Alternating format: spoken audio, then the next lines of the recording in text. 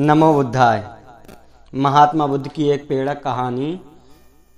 तू कब रुकेगा। महात्मा बुद्ध जंगल से होकर जा रहे थे कि किसी ने आवाज दी, ए रुक जा। गौतम बुद्ध रुके और पीछे देखने लगे। तभी उन्हें एक वृक्ष की ओर से एक लुटेरा निकलकर उनके सामने आया।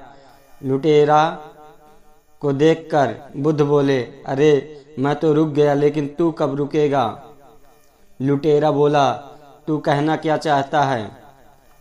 बुद्ध बोले, यही कि मैं तो ज्ञान प्राप्त कर संसारिक बंधनों से मुक्त हो गया, लेकिन तू यह लूटपाट कब बंद करेगा। बुद्ध की यह बात सुनकर